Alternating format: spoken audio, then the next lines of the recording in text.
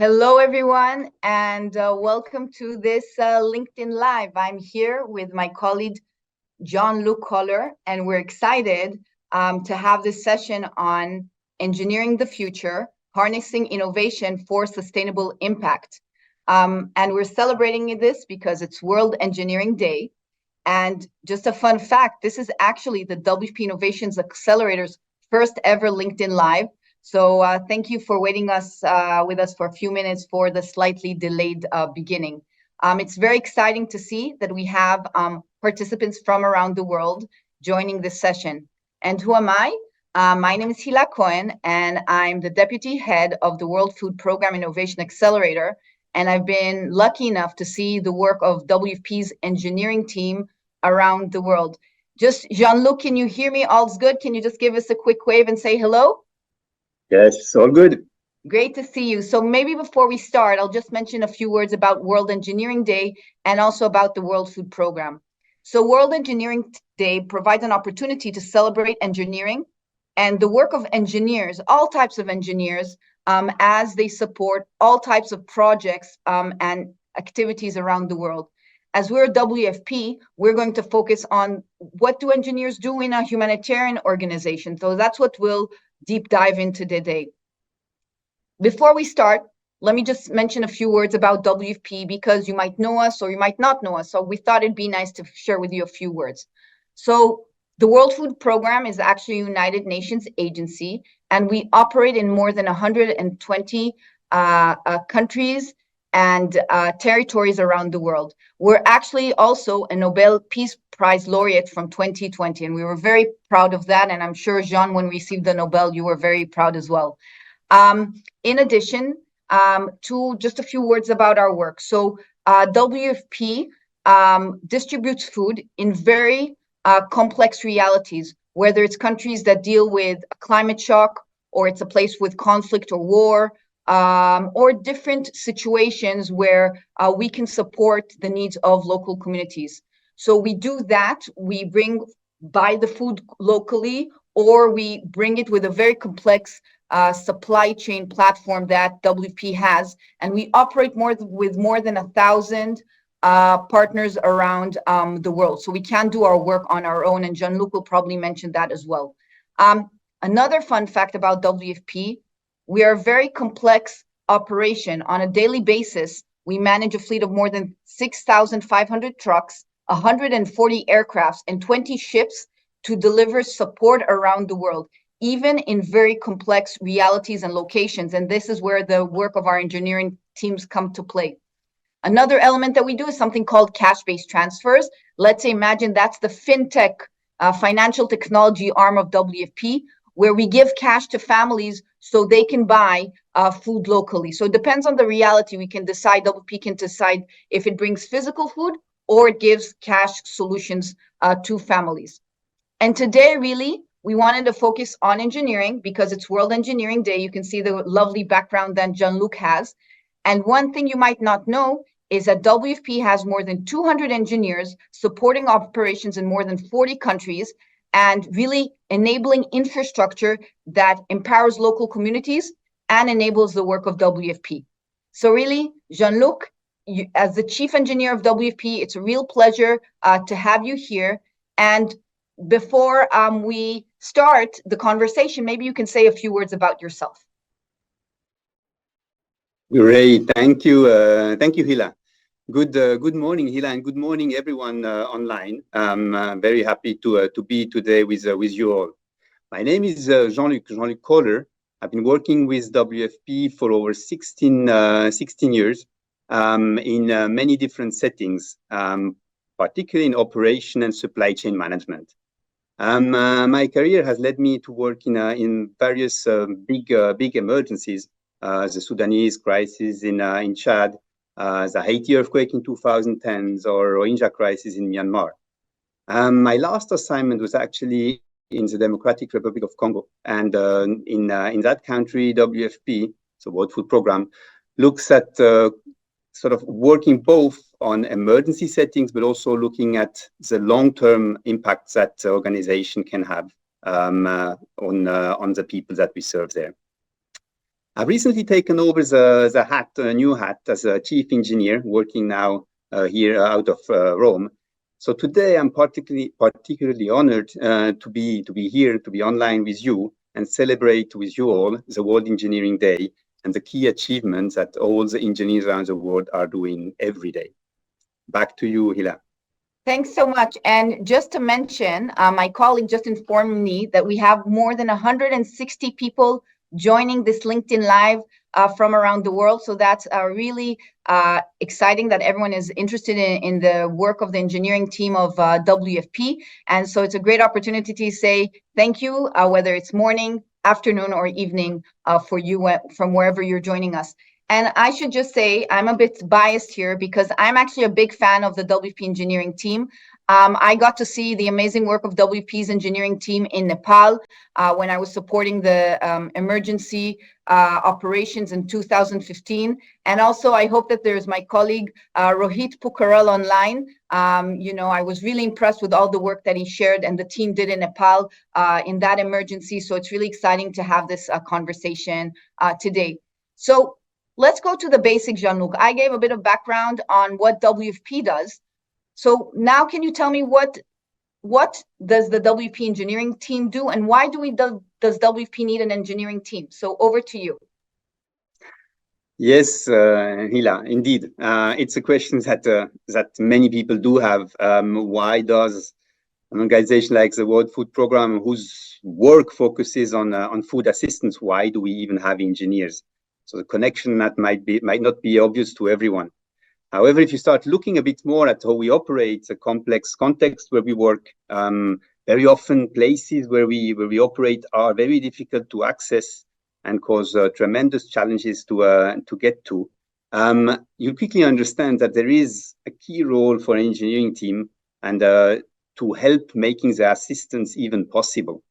Engineering comes to play by building bridges, by building roads, by building warehouses, all of what's needed to make cargo reach the people that we serve in a right quality, in the right time. So on top of this, there is also WFP has quite large activities working on schools, on school meal activity, which can be done if you don't have a good school kitchen. So there as well, the engineers are active to make sure that there is a kitchen that allows schools to have healthy food for kids.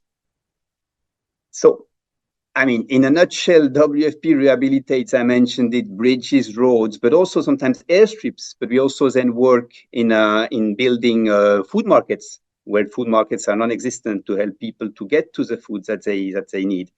But sometimes even we go and build bakeries, and in Syria we build large bakeries so that the food is prepared for the people that need the food.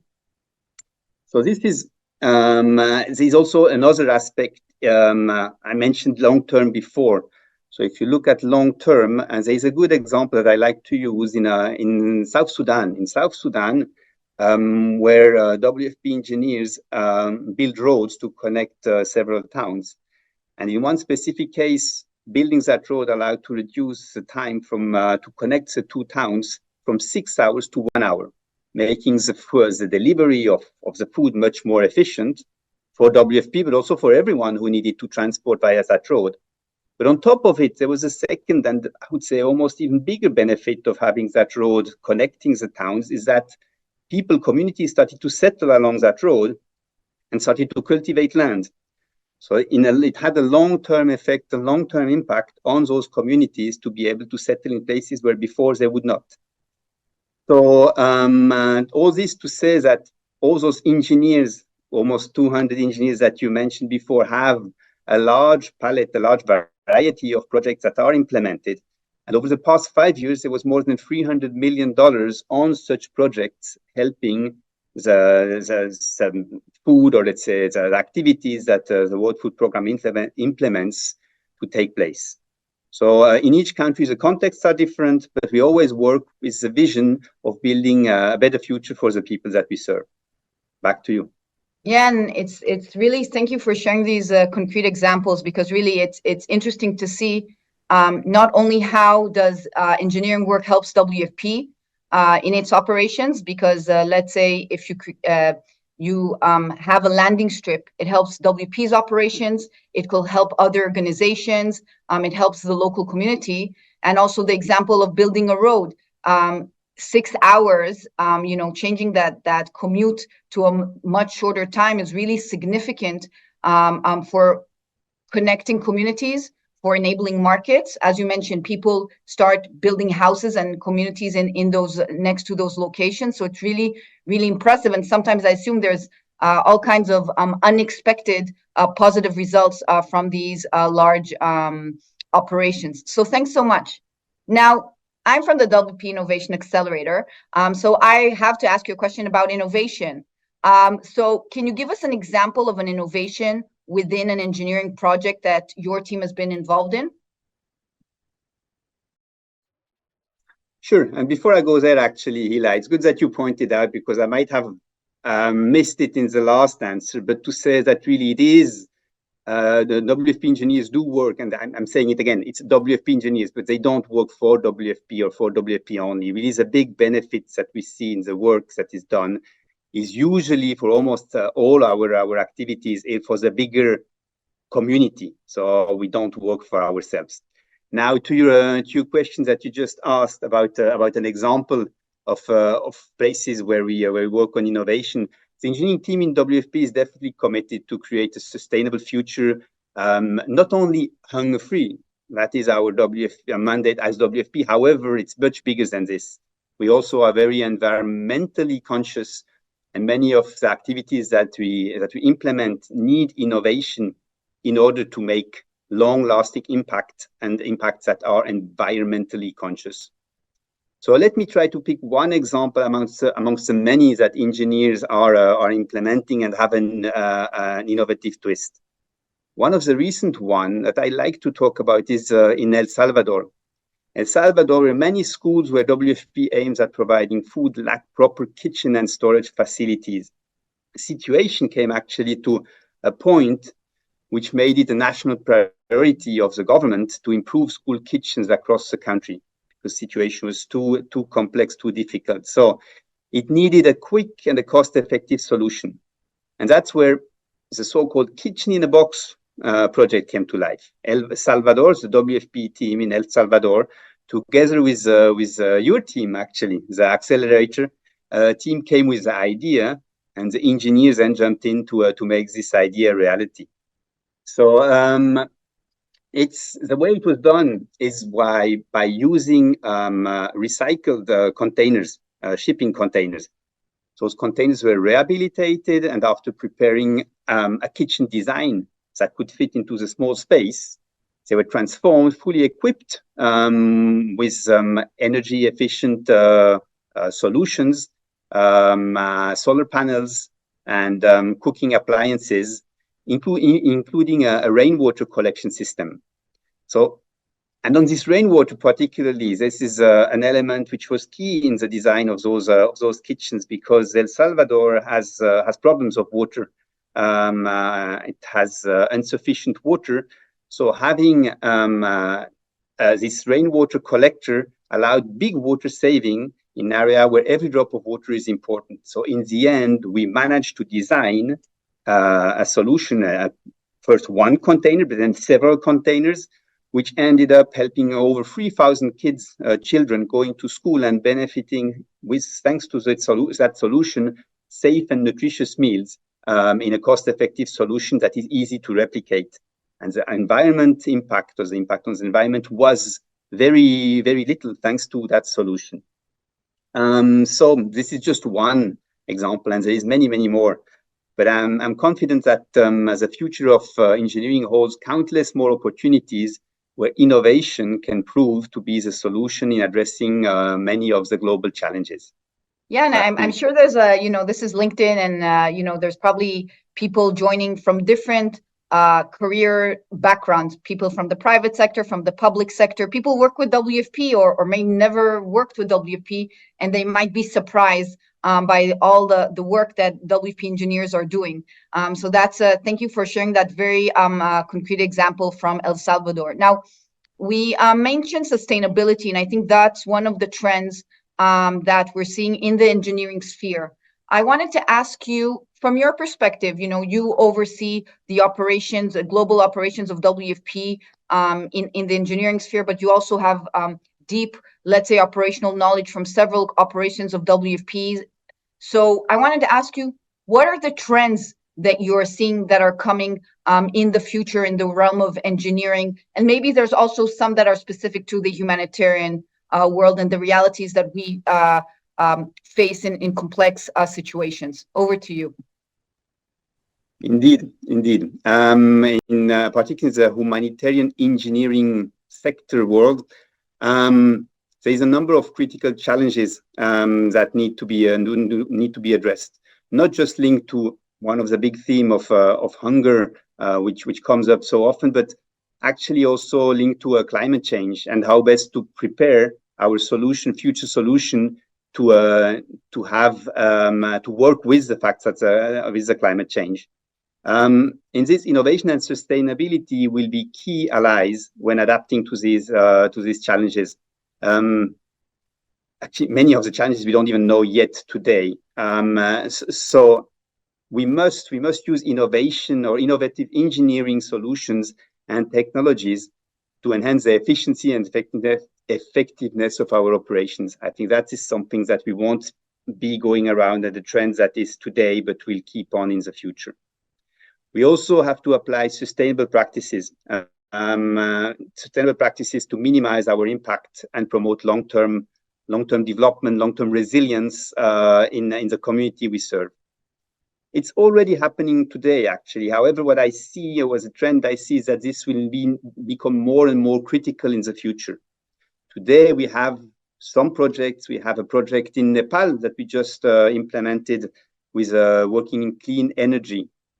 Engineers on schools have installed solar panels, which run entirely on solar energy and makes the school able to use solar energy for their as a main source of energy. This was done working very closely with the government, and I think that is one other sort of trend twist that we will see is the element of partnership. Partnership here in this case with government, but partnership in general is something that in future engineering trend will be.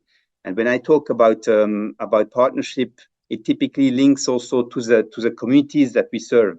So what I see is more and more engineering will work with for communities, find solution with the communities, and even get the solution implemented by the communities. And that's one of the trends. Is the trends to work more, I mentioned it before, with governments. Why? Because governments are coming to the engineers of this world and asking for them to receive the good practices that engineers are able to implement in one place and to replicate them in another place. There's also partnership with the private sector, which becomes more and more critical in a way to amplify the impact and tackle the challenges collectively. And the private sector, with all their knowledge, expertise, has a key role to play in that area.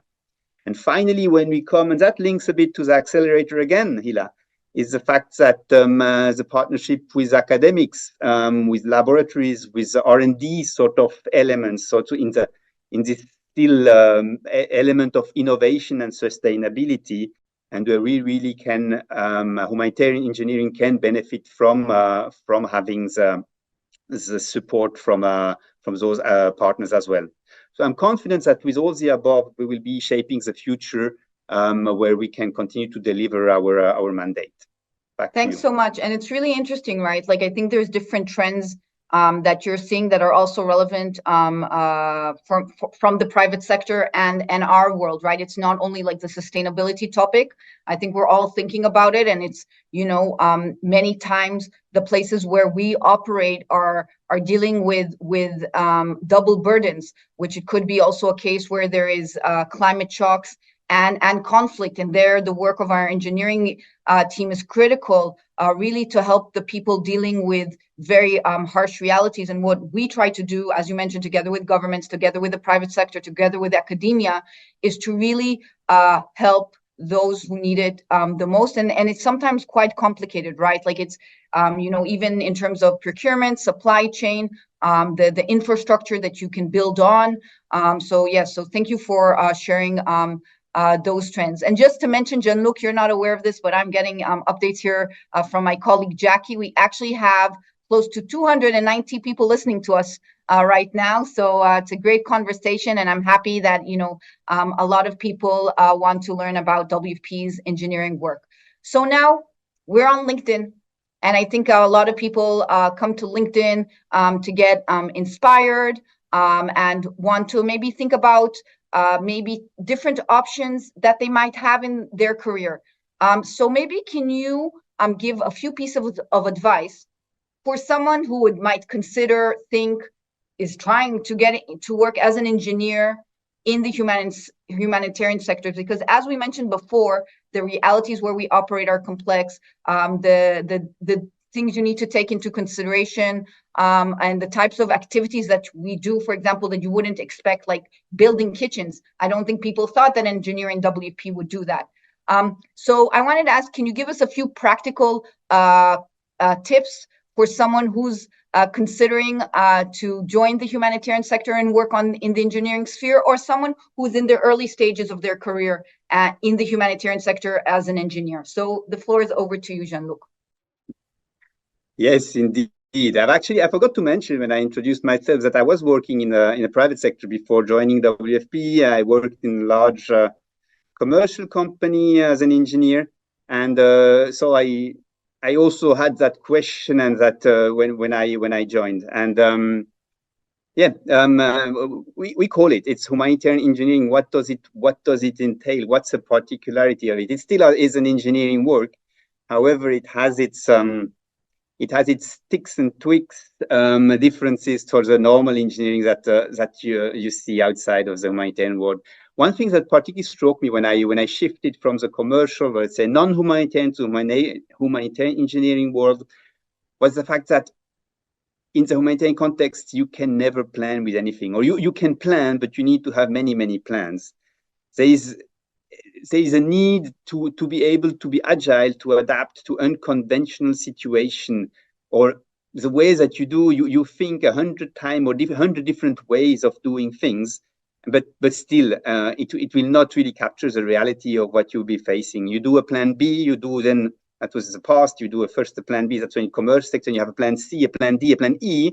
The reality usually is none of them will apply, and it's actually the situation F which will apply. So, it's someone keen to join the humanitarian engineering world needs to be able to rethink continuously, to work with instability, to work with conflict. How many of our projects do we start one day and thinking of everything is going to work fine, but then unfortunately conflict comes up, and we have to rethink, not necessarily to abrupt the project, but to rethink how we can implement, because we can't monitor our projects the way that we're planning to do. So particularly movement restrictions in our world do pose a real complexity, a challenge that we have to work with. So to all women and men keen to work as humanitarian engineers, one thing that I certainly would say we certainly need to have is strength and able to start to be strong, a strong ability to adapt, to deal with uncertainty, to rethink a project, and to accept in the end, that very often the perfect plan is just not going to materialize, to be able to work with a plan which might be a bit different from the perfect plan we had in mind first. This actually applies to both, to work, to the work life as well as the personal life, just so it's said. So I would encourage every woman, every man interested in engineering in the humanitarian sector to visit our website, to reach out to us via email. I think all the information should be available on LinkedIn as an event page. And of course, I'm also available here on LinkedIn for anyone who would like to connect with me to give hopefully a useful piece of advice. And thanks so much. And I just, because we ask a question on career, maybe just let me mention this. WFP, regardless of the role that you're looking for, if you Google WFP careers, you can check what are the open opportunities across the organization. in mainly in the field operations of WFP, because that's where WFP actively recruits right now. So really, regardless of what you do, if this entices you and you're an engineer and you have a different type of other career aspirations, we encourage you to visit the WFP career website to see if there is a role for you. And let me just also mention this, like today we're talking, let's say, more on the construction engineers. I would say, I don't know if that's the right terminology, but it should mean mentioned that in WFP, there's different types of engineers. There's software engineers. There's engineers that are not working in the engineering team, right? Jean-Luc, you mentioned this to me. So it's very interesting to see, like, that the amount of engineers we have in WFP. And I wanted to say, like, dealing with ambiguity, as you mentioned, is such an important element of, I think, any colleague in WFP who's joining us today. They will probably really relate to that you just need to be able to have a flexible mindset to deal with the changing realities and plan, but also be, as you mentioned, have a plan B, C, and E. Thanks so much. So now I just wanted to, I was about to ask you about fun facts that we wouldn't know about the engineering team, but I understand that there's a small twist. I was just informed. Yeah. So Jean-Luc, yeah, over to you. Oh, a fun fact about engineers. I mean, you actually took away the point I want to make here, because indeed engineers, no, no problem. Engineers in WFP are actually, there is an engineering team, but I was in my, again, 16 years with WFP, impressed to see how engineers are actually scattered all over the organization. There's many roles that can be taken and by the engineering community in an organization like ours. And the benefit of having engineers, the ability usually to reshift, to rethink, and to come up with structured approaches to complex problems. And so I think, and so for all the engineering community who is now online, this is an asset that we all have, and that is particularly useful when working in a humanitarian context. And with this, I mean, I think for me at least, and Hila, I think we come towards an end of my intervention in this discussion, I think. So I just wanted to thank you for the opportunity, to thank everyone online who took the time to listen in, and again to encourage everyone to keep up with the good work, the great achievements that the engineers of this world are doing, are having impacts in different ways, but always are there and helping and making a difference in the lives of the people that we serve. Thanks so much, Jean-Luc. And again, I want to thank our online audience. It's great to know that we had so many people listening in. And we will be sharing now a number of links, or we may have already shared a number of links with more information, where you can learn more about the work of WFP, about the work of WFP's engineering team, and Eddie, so please check those links. And again, it's really WFP has a very operational DNA. We are first responders in some of the most complex realities, and there's an array of profiles in WFP that enable that. And of course, we couldn't do the work without working with the local governments that we work with, the local partners and the local community. So we really hope this was an insightful session for everyone that joined. And wishing everyone a positive start to the week. And for the engineers out there, happy World Engineering Day. In a world where borders are becoming increasingly blurred, where the challenges we face are global in nature, climate change, sustainable development, technological innovation, the need for a unified, cohesive, and collaborative voice of engineers has never been more crucial. This is the story of Ingénieurs Europe, an organization that brings together engineers from all corners of Europe, fostering an environment of shared knowledge and best practices, leading to mutual development and collective action. It's a story of unity and diversity, where every engineer, regardless of their nationality, can contribute to a shared vision of progress and innovation. From the bustling tech hubs of Berlin to the architectural marvels of Rome, from the renewable energy projects in Denmark to the railway systems of Spain, Ingénieurs Europe is a testament to the power of collaboration in the face of complexity. Already more than 30 years ago, Ingénieurs Europe identified the need to contribute to the professional mobility of engineers. It consequently developed the European Engineer Certificate. The EURING acquisition is a European confirmation of engineering competence for professional engineers. Designed to facilitate the movement of practicing young and seasoned engineers alike, within and beyond EU member countries, the EURING certificate recognizes engineering qualifications at an international level. With the certificate, engineers, regardless of their nationality and discipline, can obtain a guarantee of competence when meeting the Ingénieurs Europe standards and guidelines. Assessment of the EURING applications is done by peer review by engineering experts, specifically appointed for this task by the Ingénieurs Europe national members. Because Ingénieurs Europe defines, monitors, and reviews its standards at regular intervals to ensure that our members are always at the forefront of their field of expertise, the EURING also serves as a valuable resource for prospective employers by providing detailed information about the educational background, the practical experience, and the continuous professional development applicants have acquired. For this purpose, we have developed the European Engineering Education Database, EEED, which is an authoritative source of information about national engineering education systems and educational institutions. This database is also consulted by major aeronautics, automobile, power, information technologies, etc.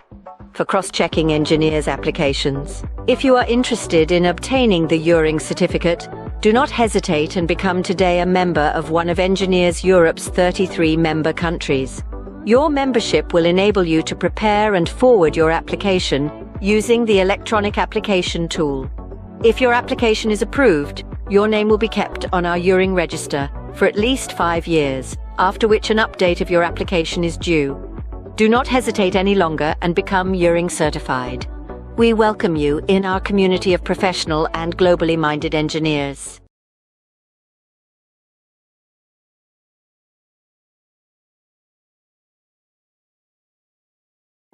Experienced, innovative, responsible, inclusive.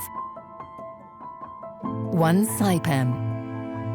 We design and create extraordinary engineering and construction projects in the energy and infrastructure sectors, both onshore and offshore, and aim to play a leading role in the energy transition, in a new low-carbon energy and industrial ecosystem, both in Italy and in the world. We are building a bridge to the future today, generating value over time, for all. An Italian-rooted, multicultural company of diverse, open and inclusive people who look to the future with pride and courage. We are one Saipem. Together, we aim to achieve extraordinary results in complete safety, inspired by our purpose, engineering for a sustainable future. We design and build technologically advanced sustainable plants and infrastructures, helping our clients on the journey to net zero. Firmly technologically and digitally oriented, we imagine the new. We make things happen, day after day, with care and respect. We step into tomorrow, engaged on the frontier of the energy transition and decarbonization, with our partners, our clients, in a trustworthy, solid relationship. Always committed to protecting the environment and ensuring the well-being and safety of all. We create value for communities all over the world, because we know that today we are designing the dreams of the next generations. Saipem, engineering for a sustainable future.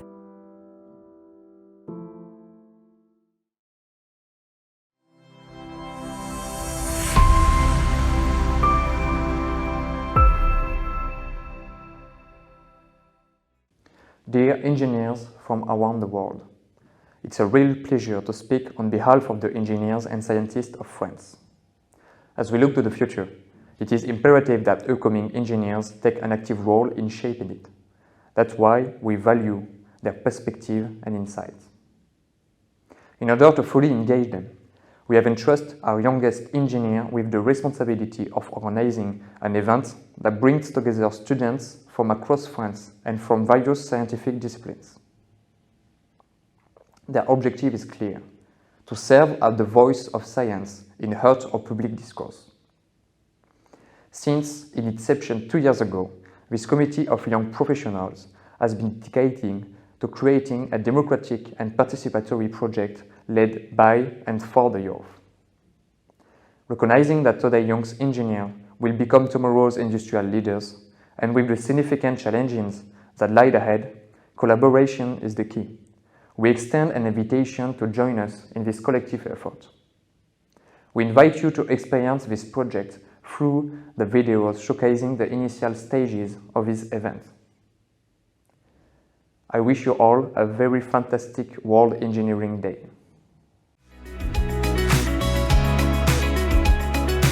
Ingénieurs et scientifiques de France est une fédération indépendante et apolitique qui porte la voix des communautés ingénieurs et scientifiques en France et à l'international. Ses adhérents sont des associations d'alumni, des associations techniques et professionnelles, des organismes de recherche et d'autres organisations dont les objectifs convergent avec ceux de notre association. Le comité Jeunes Promotion a été créé il y a environ 2 ans par 3 jeunes diplômés.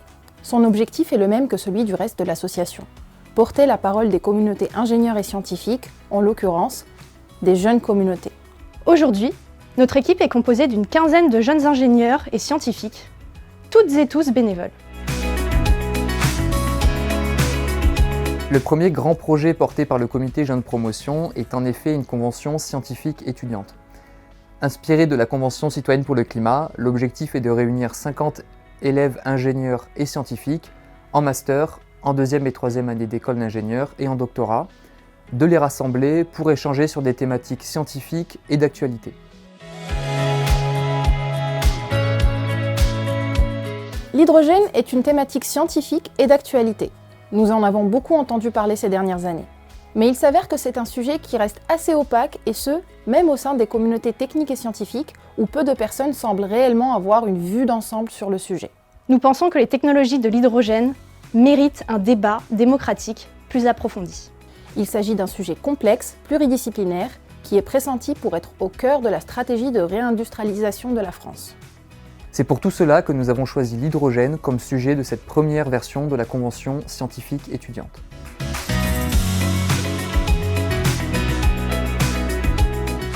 Un formulaire d'inscription a été envoyé à l'ensemble des réseaux d'écoles d'ingénieurs et d'universités.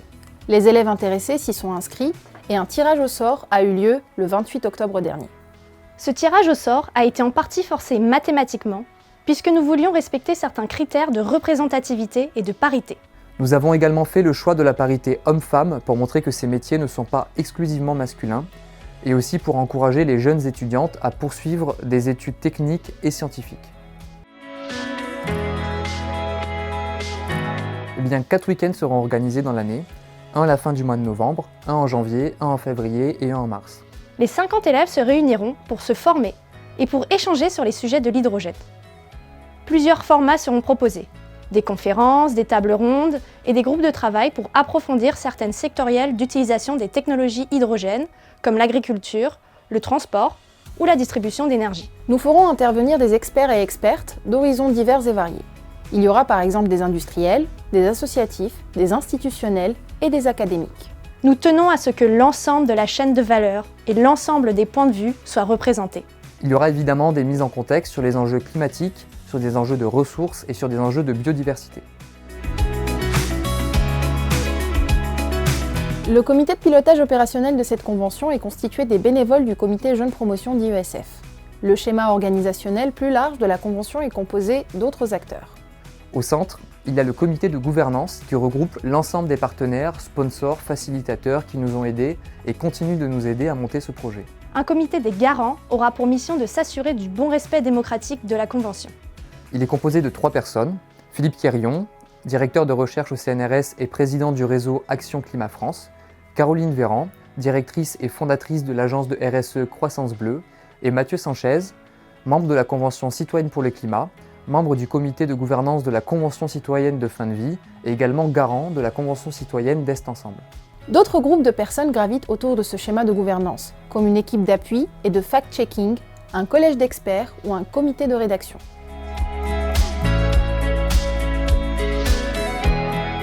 Les objectifs sont multiples. Le premier est la rédaction, par les élèves, d'un rapport contenant une liste de positions et de propositions sur l'utilisation future des technologies hydrogènes en France. Ce projet de convention est un projet organisé par des jeunes et pour des jeunes, avec pour objectif de proposer un espace de débat et d'échange sur des sujets qui nous concerneront. Car les étudiants scientifiques d'aujourd'hui seront les chefs de projet de demain. Nous souhaitons également que ces débats diffusent plus largement au sein des communautés scientifiques et au sein de la population dans son ensemble.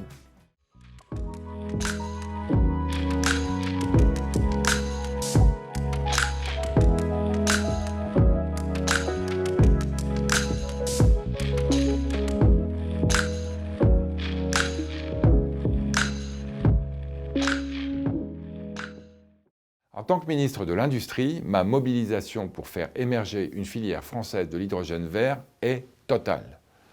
Mais pour être toujours en tête dans l'innovation technologique, pour être moteur dans la décarbonation de l'industrie, nous avons besoin de vous, les scientifiques.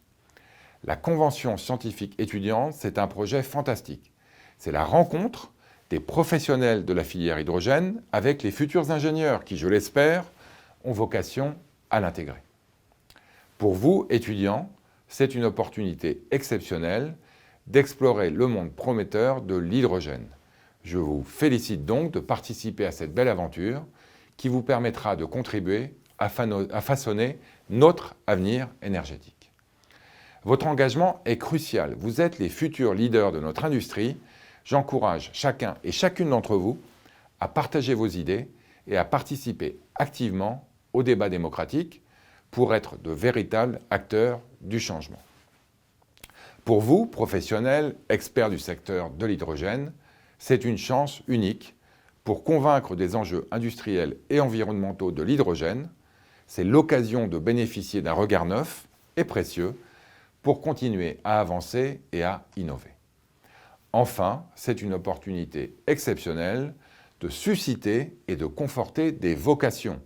Je renouvelle donc tout mon soutien à cette initiative d'ingénieurs et scientifiques de France, une démarche pleinement significative dans cette période décisive. J'ai hâte de découvrir les résultats de votre convention. Merci à vous toutes, merci à vous tous et à très bientôt.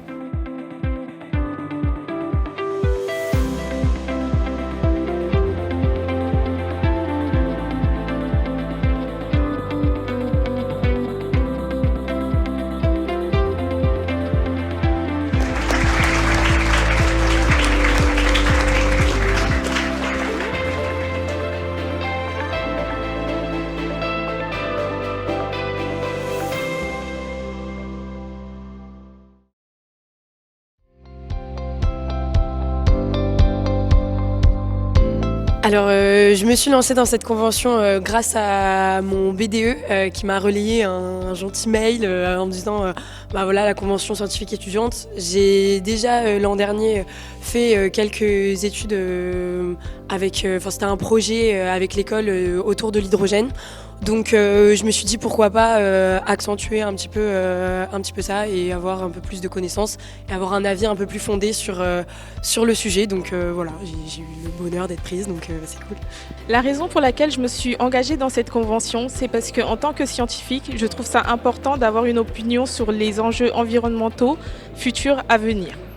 Je me suis inscrit à cette convention parce que c'est un sujet que je ne maîtrise pas du tout et qui me semble très intéressant dans le débat actuel. Et je voulais vraiment, en tant qu'ingénieur, avoir des arguments concrets et pouvoir, dans le débat public, avoir une opinion sincère et propre, avec des arguments fondés, et non pas juste répéter les dits qu'on peut trouver sur Internet.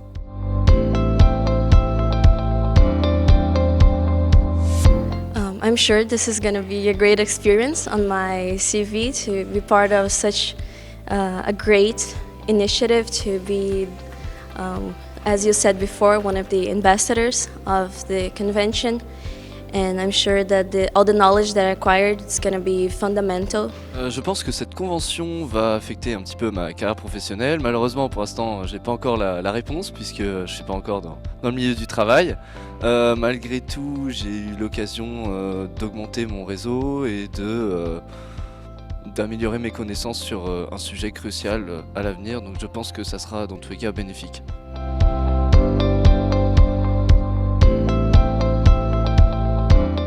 Ce que j'ai apprécié le plus durant cette convention, c'est d'une part l'échange entre les étudiants.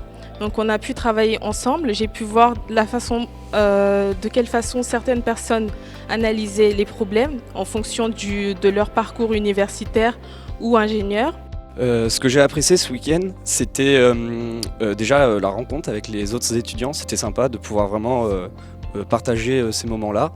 Même si pourtant c'est que le premier week-end, on ne se connaît pas encore tous. Je découvre encore des nouveaux visages en fin de week-end. Moi, ce que j'ai le plus apprécié, c'était lors des conférences hier, d'avoir un format de conférence et d'échange qui est très favorable à la discussion, à l'échange justement avec les intervenants qui étaient présents. Donc d'avoir ces 10-15 minutes de présentation et puis un moment collectif à 4-5 où on réfléchit aux questions qu'on veut poser. Ça permet déjà d'être, quand on est tout seul dans son coin, on ose déjà une fois sur 10 de poser une question. Et là, on l'avance de manière collective et ça permet un peu de voir tout ce qu'on peut arriver en termes d'intelligence collective dans les échanges. Le message que je retiens de ce premier week-end pour cette convention, c'est qu'il y a un réel besoin, les acteurs sont très demandeurs de solutions.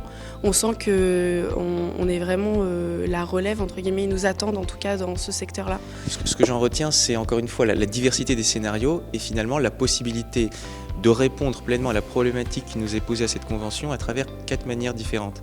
Et sans jugement particulier pour chaque scénario, mais plutôt une ouverture des opportunités et des possibilités pour répondre à la question de l'hydrogène. Le message que je retiens de ce week-end, c'est qu'il faut réellement s'engager, qu'on a besoin des nouveaux ingénieurs et qu'il faut s'intéresser à ces problématiques-là. Et il ne faut pas repousser l'échéance, et c'est maintenant qu'il faut qu'on s'engage et qu'on comprenne ces enjeux.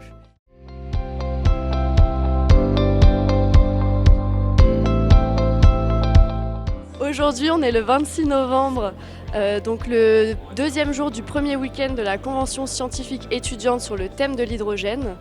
L'objectif d'hier, le samedi 25 novembre, était de leur donner un horizon des technologies de l'hydrogène et donc ils ont pour cela rencontré de nombreux industriels.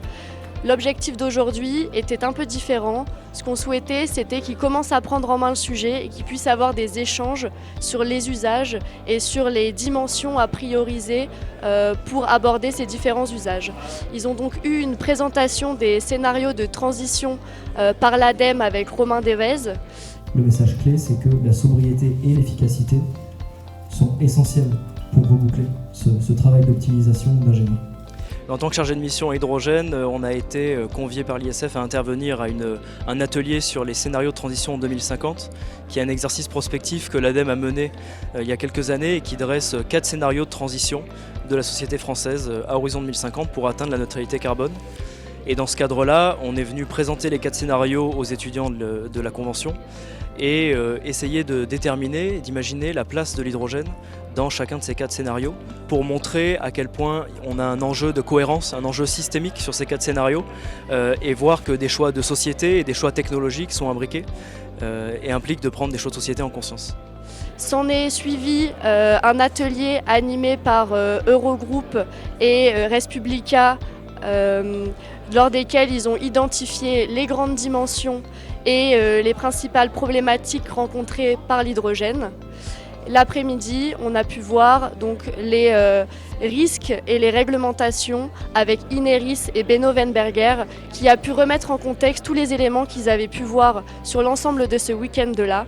Et puis c'est clôturé cette convention avec le tirage au sort des différents thèmes sur lesquels ils vont pouvoir travailler lors des prochains week-ends, à savoir l'industrie, l'équilibrage du réseau électrique, la mobilité routière, la mobilité maritime et ferroviaire et la mobilité aérienne.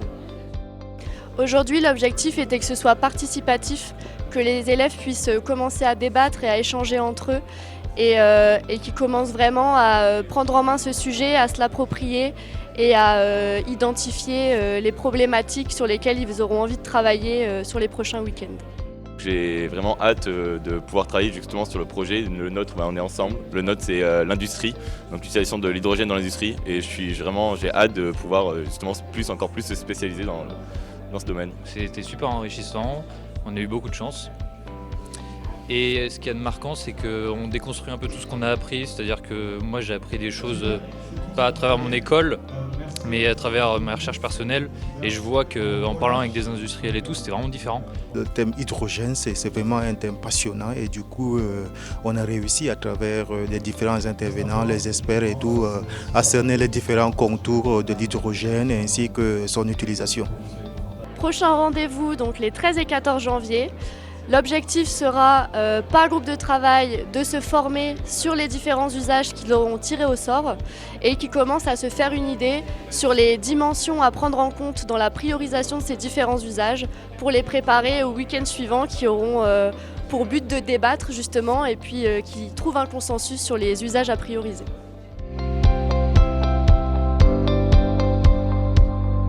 Alors si je dois résumer ce week-end en 3 mots, je dirais enrichissant, découverte et curiosité. Partage, échange, apprentissage. Interactive and collaborative and also informative.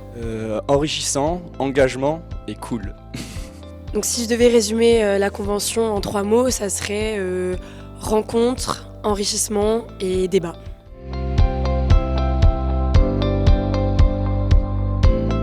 Alors moi, de ce que je vois sur cette première session de la convention scientifique, c'est qu'on a des étudiants qui se sont très vite engagés pendant le process. Je les vois poser des questions pertinentes, pousser un peu les limites aussi auprès des intervenants, les mettre de temps en temps en contradiction par rapport à ce qu'ils ont pu entendre la veille. Et je trouve ça assez intéressant de voir comment ils se saisissent du sujet. Je vois aussi que l'aspect sociétal est traité, et je trouve ça aussi très intéressant que ce ne soit pas justement uniquement autour du sujet technique, mais que ce soit aussi une prise en compte de l'effet sociétal. Et je trouve qu'il y a vraiment quelque chose, une dynamique très intéressante qui vient de se déclencher.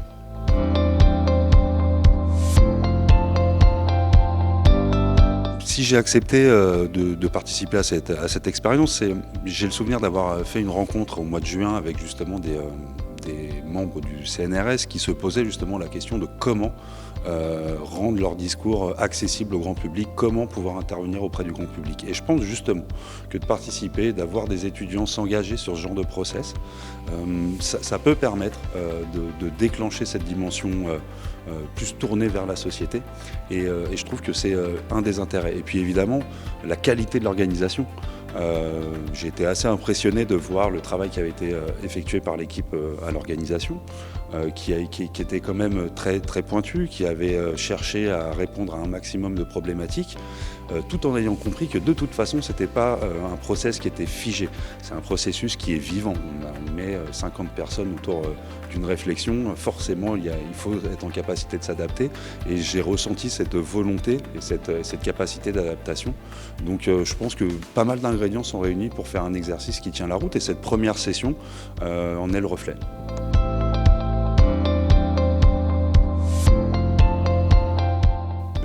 C'est une expérience qui se vit pleinement et je pense qu'ils vont vite se rendre compte que ça dépasse un peu le cadre des sessions et que c'est un investissement qui va se faire de plus en plus fort.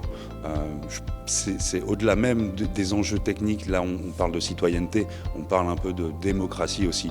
On n'est plus uniquement sur un exercice, on est aussi sur la construction du citoyen de demain. Et je pense que c'est aussi une dimension très importante dont ils ne vont pas forcément se rendre compte tout de suite, mais qui va arriver au fur et à mesure de l'exercice et en fin d'exercice, quand ils seront amenés à défendre leur projet, le livrable, quand ils vont devoir aussi défendre auprès d'autres scientifiques ou ingénieurs, ils vont se rendre compte aussi de la dimension de l'exercice auquel ils ont participé. Et je leur souhaite surtout de pouvoir être un jour tirés au sort sur une expérience à échelle nationale qui leur permettra de mettre en valeur toute cette expérience de cette convention scientifique.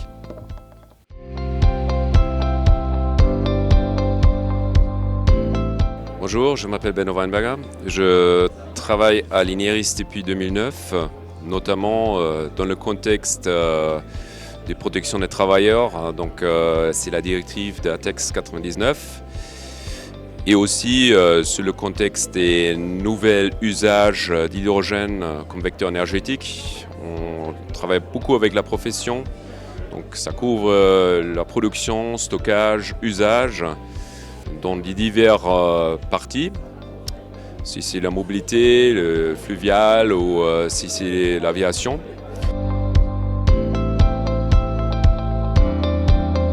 Alors, l'hydrogène, c'est un gaz qui est utilisé en très grande quantité aujourd'hui dans certains secteurs de l'industrie.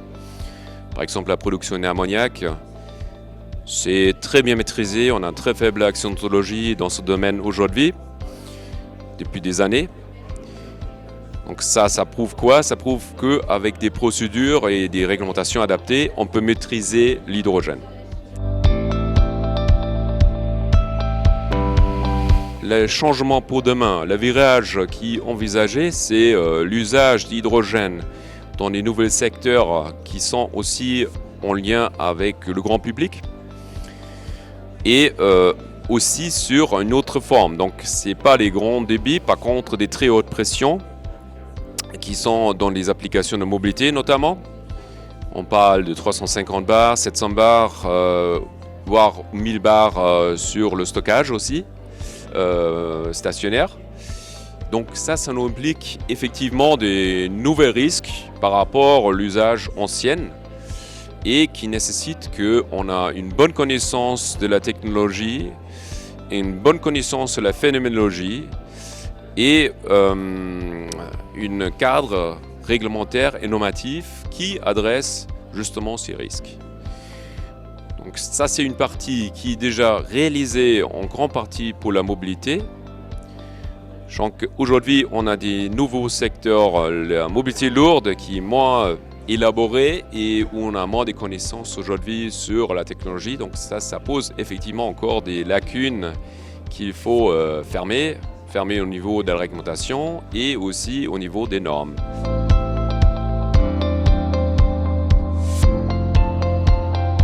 Alors le brick important dans ça, c'est toujours d'avoir des normes qui adressent déjà quelle typologie de barrières de sécurité on peut utiliser.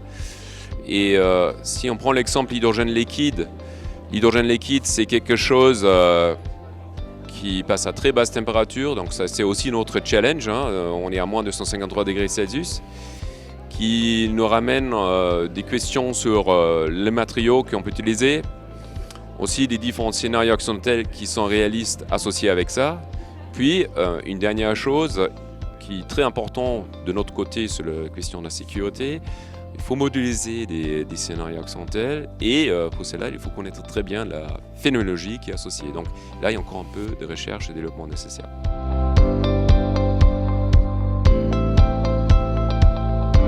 De s'intéresser, que les étudiants s'intéressent à cette nouvel vecteur, puisque pour des raisons. Je pense d'abord, pour maîtriser le vecteur, il faut passer par la formation. Donc c'est la formation qui est très importante, c'est pour ça que je rajoutais aujourd'hui et je suis volontaire de venir.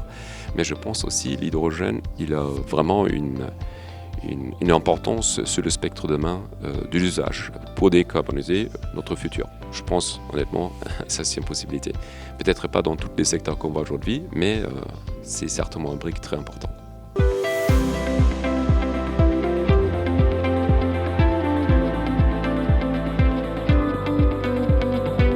Le deuxième week-end de la convention scientifique étudiante sur les ressources et les usages de l'hydrogène vient de se terminer. Alors, entre les deux premiers week-ends, les étudiants ont pu se réunir à travers un webinaire pour commencer en fait, à faire un récap entre ce qu'ils ont déjà vu le premier week-end et préparer ce week-end-ci. Les étudiants en fait ont été répartis en 5 groupes. Le premier sur les usages du réseau, le deuxième sur l'industrie, troisième sur les mobilités légères et lourdes sur le routier, le quatrième sur le maritime et le ferroviaire, et le cinquième sur l'aérien. Samedi, nous étions à l'hôtel de l'industrie, qui est hébergé par la Société pour l'encouragement de l'industrie nationale. On a eu à la fois des tables rondes, des interventions, qui étaient parfois avec tous les étudiants, et parfois ils étaient répartis selon leur thématique. On a eu environ une vingtaine d'intervenants pour environ 10 conférences qui ont pu permettre à la fois de consolider les apprentissages de la première session, de commencer en fait aussi à challenger à travers des intervenants qui étaient parfois un peu plus positionnés. Ils ont ensuite eu des ateliers pour consolider tous les acquis qu'ils ont eus à travers cette journée et le week-end précédent.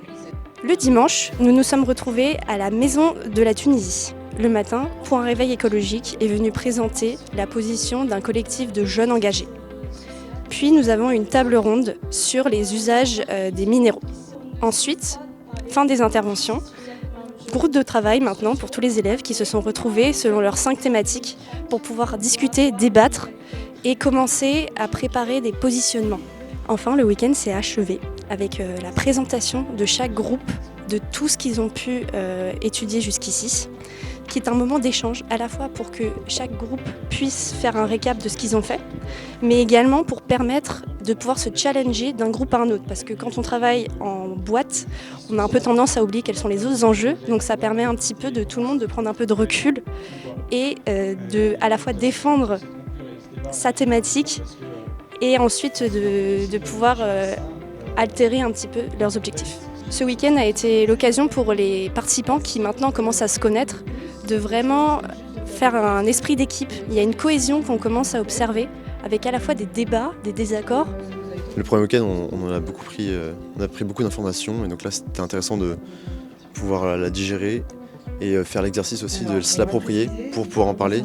C'était différent et intéressant aussi.